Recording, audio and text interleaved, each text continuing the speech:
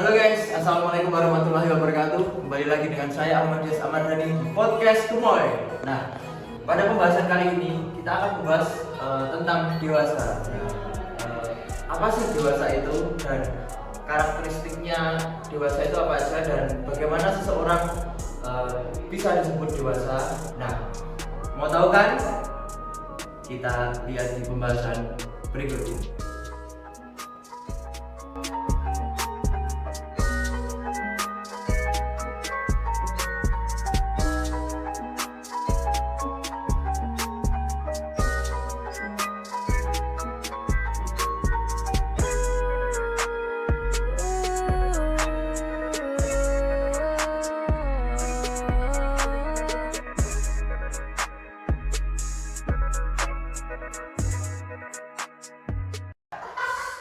Oke, kembali lagi ke podcast Kumoy. Kembali ke laptop.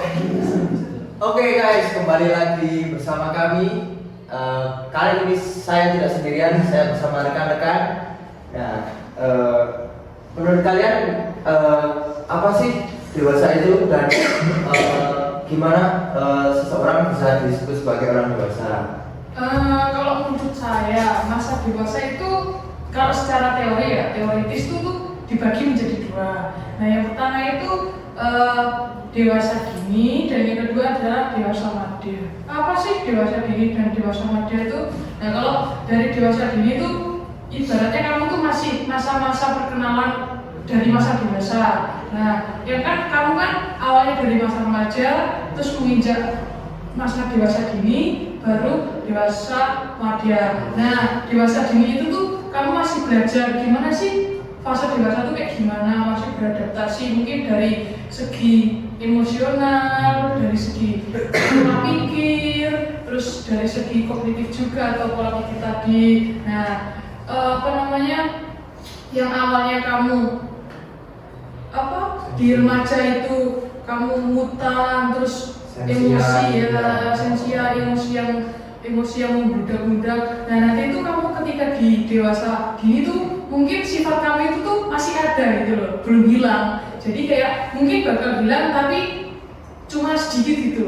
Kamu masih tersisa sisi negatif dari diri kamu tuh mungkin masih ada. Nah untuk dari sisi dewasa madya itu kamu tuh sudah lebih matang gitu loh untuk menjalani hidup kamu yang mungkin semrawut, terus kamu lebih menerima hidup kamu, terus yang awalnya kamu yang di dewasa dini itu kamu mutan, terus emosi kamu yang kayak wah gitu-gitu tuh pas di dewasa madya itu kamu udah nggak ada gitu. Jadi kayak udah pure bener-bener dewasa. Nah itu kan kalau dari segiku. Nah kalau dari segi Mbak Eko gimana Mbak Eko? Mbak Eko sendiri gimana?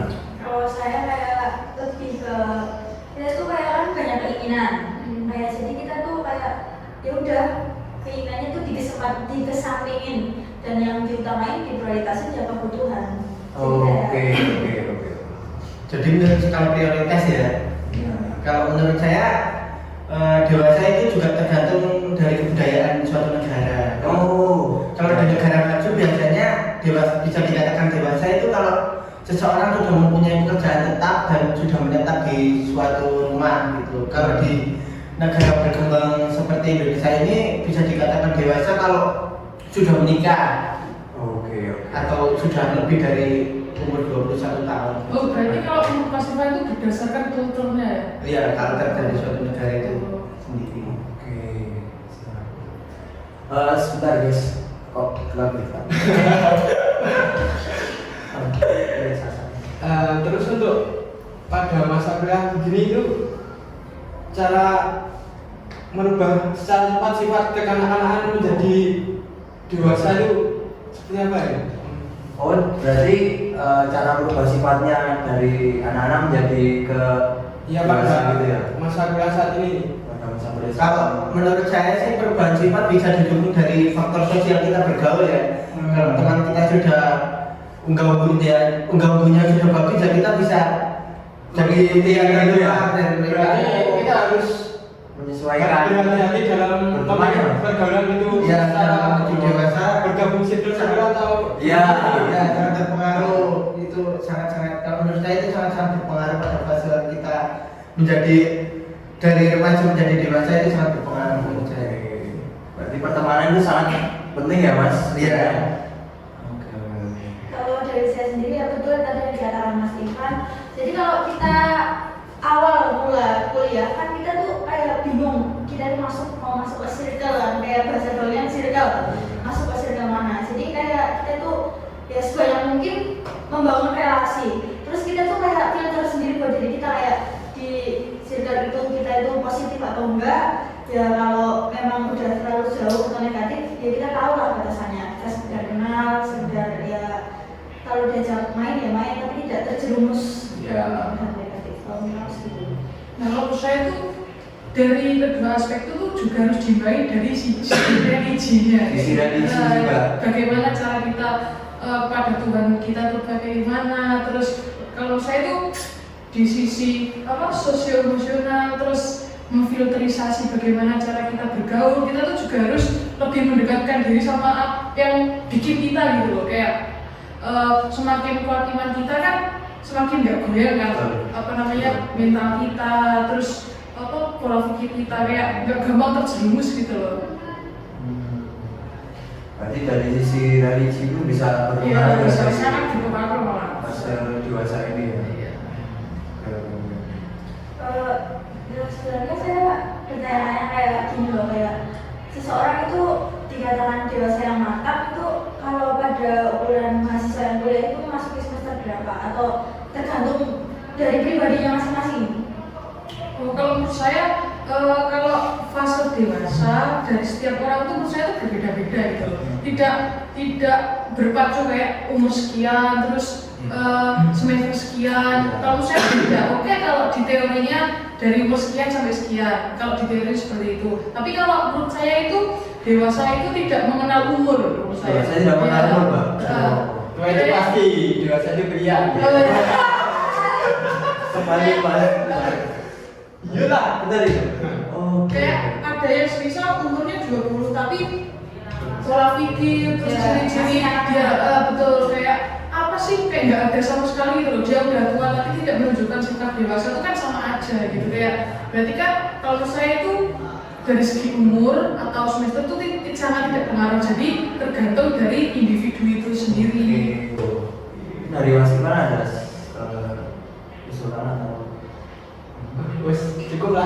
Cukup lah, dari saya cukup. Itu dari penjelasan dari Mbak Nadia tadi sudah menjelaskan secara berarti tidak berpatokan dengan umur ya Pak ya, dari dewasa itu masih umur 10 pun bisa kita dewasa jika pikirannya pun Iya. tapi itu jarang terjadi di dunia. soalnya kan pengalaman juga berpengaruh. Betul. Semakin kita tua juga pengalaman kita juga semakin Betul. banyak toh. Jadi itu bisa jadi pembelajaran buat kita menjadi dewasa. Dan banyak hal positif dan negatif yang harus kita pilah-pilah pada Iya. saat berjalannya hidup ini.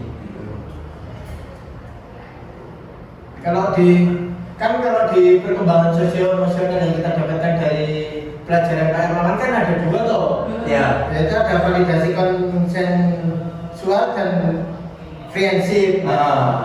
Contoh dari Friendship teman. Friendship kan kalau di validasi konsensual kan ada dibagi menjadi 4 toh, itu seperti individu tertarik kepada orang yang memiliki kesamaan dengannya. Terus sikap dan perilaku didukung dan menguat karena orang lain yang memiliki sikap dan perilaku sama. Yang ketiga, lebih dapat mengontrol orang lain yang sama dengan kita. Menikmati interaksi dengan orang lain dalam kegiatan yang saling menguntungkan. Dan itu juga mempengaruhi ke dalam faktor kita menjadi lebih dewasa. Kan ada lagi toh yang di friendship itu toh, yang bagaimana kita tuh menghabiskan waktu bersama. Maksudnya friendship itu menghabiskan waktu bersama teman seperti kita. Oke. Bermain setelah Kayak setelah kuliah ada jam kosong menunggu waktu. kita Kuliah ngobrol selanjutnya. bareng menghabiskan waktu gitu. Yang kedua kan ada juga penerimaan atau menerima teman tanpa mencoba mengubahnya. Jadi kita menerima semua kekurangan dan kelebihan teman itu tanpa Memandang bersih. iya, tanpa memandang oke, fisik. oke. Jadi kita bisa merasa bebas untuk menjadi diri kita sendiri tanpa melihat fisik dari teman kita itu. Oh, berarti kan ada tuh misalnya kita berteman tapi ada teman kita yang kayak nggak terima kita tuh juga ada gitu ya mas? Ada. Itu tergantung kita menyikapinya. Kan semakin dewasa kita semakin pandai juga kita menyikapi hal tersebut. Oke. Nah, gini, saya masih tuh penasaran gitu, menurut kalian nih, sekarang kan kita kan satu kelas, terus kurang lebih itu umur kita sama. Nah, menurut kalian nih, kita itu udah masuk ke dewasa, atau masih remaja, atau dewasa awal, atau dewasa gimana? Menurut kalian itu gimana? Kalau menurut aku sendiri ya, ini individu apa langsung kelas?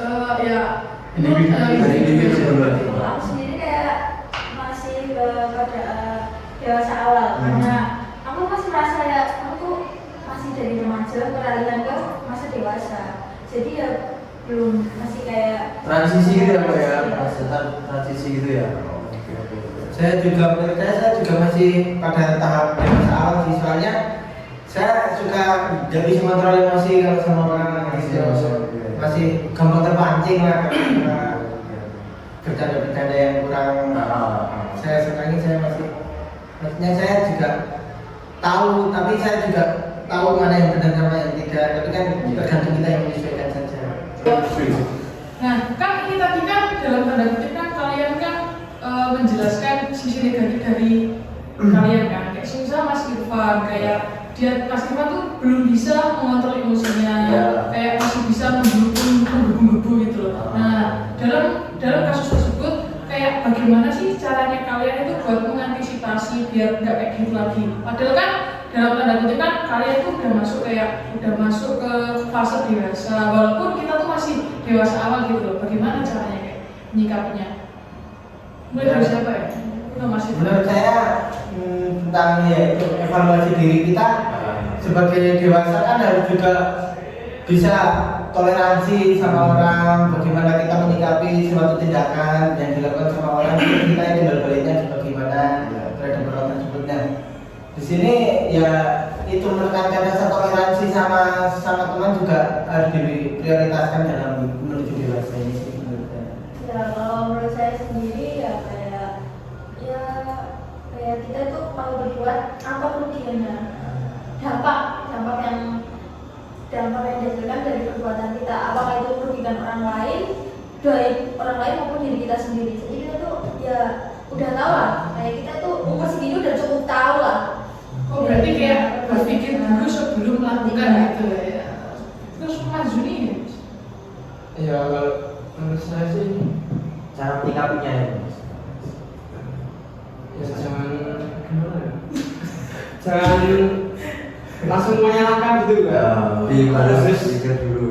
Mikir mana siapa sih sebenarnya yang salah, siapa yang benar. Introspeksi. Ya, Iya, Mas. Ya seperti masih dipakai bahas. Oke, jadi sebelum kita menilai orang lain itu kita harus melihat diri kita sendiri dulu gitu ya. Kurangnya berkaca. Berkaca ke diri kita sendiri dulu. Banyak membawa kaca. Ya.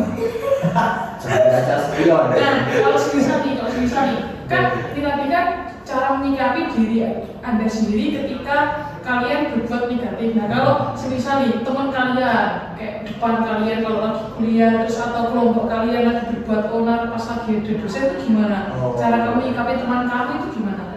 Menyikapi dengan cara dewasa loh ya. Ya mendengarkan dengan baik lah. Menegur. Menegur. Dan menegur jadi teman.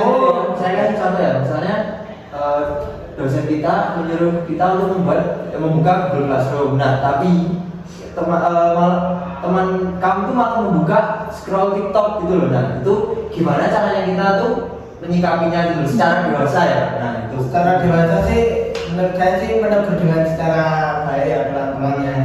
Kalau masih diulangi ya harusnya kita menegur dengan tegas kalau masih diulangi. Soalnya kan teman kita juga harusnya sudah menjadi dewasa juga kan.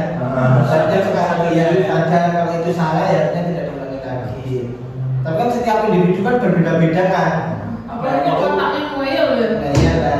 Seumpama kalau sudah ditegur keras-keras gitu tetap ngeyel. Ya udah itu kayak ya masuk Diminta, HP-nya diminta terus dihapus.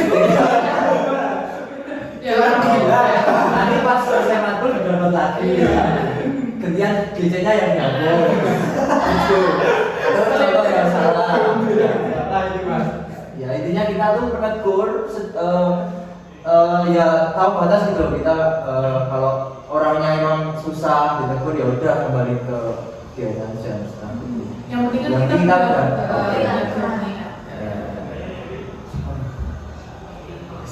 Jangan lupa kalau kita tuh ngingetin, ya kita tuh harus bener dulu. Berikan contoh.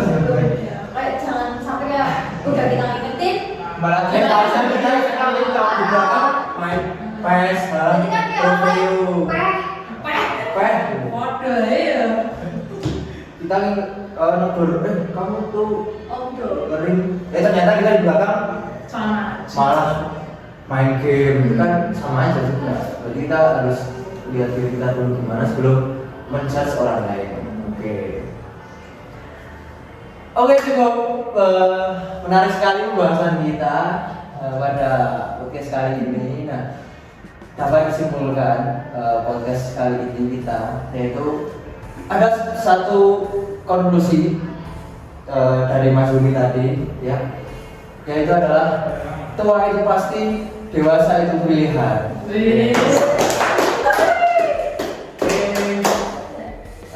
Sampai bertemu lagi di kesempatan selanjutnya di podcast Gemoy. See you.